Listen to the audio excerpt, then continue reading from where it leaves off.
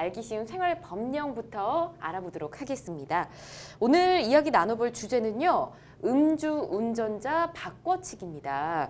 얼마 전 이 장제원 국회의원의 아들이자 래퍼로 활동하고 있는 장용준 씨가 이 음주운전 혐의로 경찰에 체포가 됐었는데 이 음주운전보다 더 큰 문제가 있었죠. 자신이 운전을 하지 않은 것처럼 제3자를 내세워서 운전자 바꿔치기를 시도했다라는 건데 이 부분 다시 한번 좀 짚어보도록 하겠습니다. 최 변호사님 이 일 좀 짚어주시죠. 네, 지난 그 9월 7일에 서울 마포구 도로에서 음주 상태로 차량을 운전하던 이제 그 가명으로는 노엘이라는 이름을 사용하고 그쵸. 있는 장용준 씨죠. 예. 장재원 국회의원의 아들인데 그 장용준 씨가 이제 음주 상태로 운전을 했는데 음주 그 측정 네.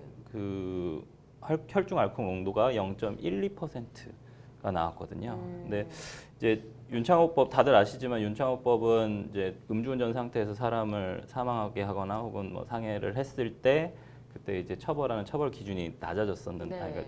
그러니까 형사처벌 기준이 높아졌었는데 지금 상황에서는 이제 제2의 윤창호법이라고 불리는 처벌 기준 자체도 낮아져 버렸죠. 예전엔 0.1%가 면허 취소 기준이었는데 네. 지금 0.08%로 낮아진 상황이었기 때문에 그 노엘 씨가 음주운전을 해서 0.08%를 넘어갔다라는 부분이 면허 취소 사유에 해당이 되고 또 그 다음에 거기서 끝났으면 좋은데 그 네. 다음에 이제 다른 사람이 갑자기 나타나가지고 이제 내가 운전했다라고 그러니까요. 이렇게 얘기를 하면서 예. 이 범인 도피 때 문제가 이제 좀 불거지게 됐죠. 맞아요. 네네.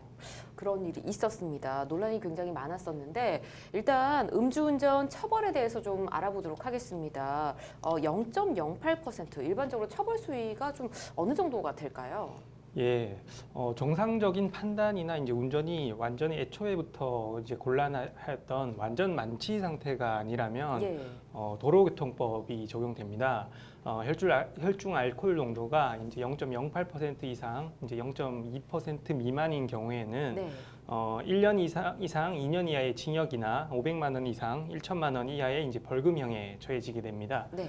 만약 만취 상태에서 이제 사고를 내서 이제 사람을 다치게까지 하면 특정 범죄 가중 처벌 등에 관한 법률상의 이제 위험운전 치사상죄가 성립할 수 있습니다. 예. 형량의 하한이 이제 징역 1년부터 시작할 정도로 위반 시에 그 형량이 아주 무거운 죄입니다. 장용준 씨의 경우에는 이제 다만 음주운전 사고로 이제 사람을 다치게는 했지만 네.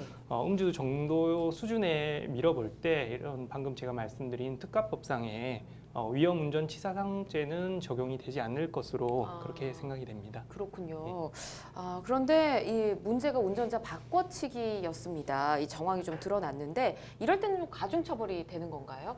가중처벌보다는 어쨌든 처벌 자체가 달라지죠. 만약에 운전자 바꿔치기를 한 사실들이 드러나게 돼서 만약에 음주운전 한 상태에서 운전자를 진짜 바꿔치기 했다. 네.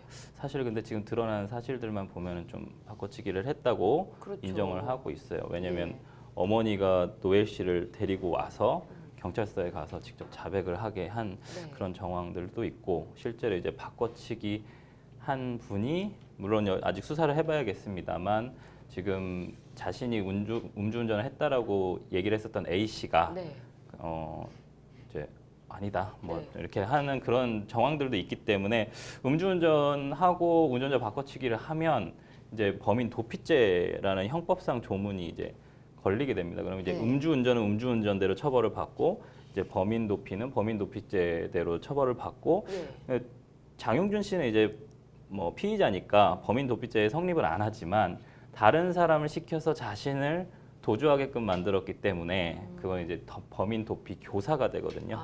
그래서 범인 도피 교사죄가 성립을 해서 사실은 네. 교사범은 일반 본범 그러니까 범인 도피를 죄를 저지른 A 씨하고 동등하게 처벌이 되거든요. 그래서 장용준 씨가 만약에 범인 도피 교사죄가 만약에 성립을 한다고 하면 네. 음주운전 형사처벌과 방금 이제 변호사님 말씀하신 것처럼 음주운전 처벌과 거기다가 범인 도피 교사죄까지 같이 성립할 여지가 있고 네. 범인도피죄 같은 경우 형법 155조에 나오는 5년 이하의 징역 또는 700만 원 이하의 벌금에 처해지는 형벌입니다. 그렇군요. 그럼 지금 말씀해주신 내용과 반대로 A 씨가 뭐 내가 한 거다 계속해서 주장을 한다면 말씀해주신 아까 교사행위 성립하지 않는 건가요? 그렇죠, 그렇죠.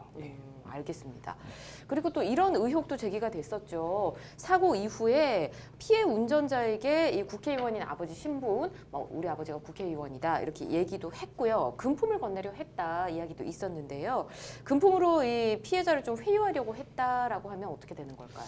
네, 이렇게 사안을 한번 살펴보면 예. 뭐 협박죄나 이제 위기에 의한 공무집행 방해죄도 이제 문제가 될 수 있을 것 같긴 합니다. 네.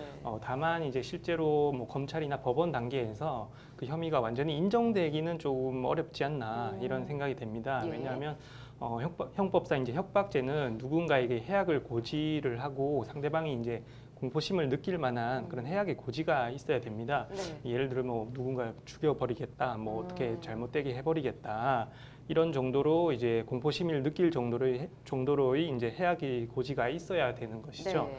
이번 사건 역시 이제 뭐 그 장용준 씨의 발언을 들은 피해자가 이제 공포심을 느낄 정도로 이제 해악의 고지를 받았는지 여부가 관건인데요.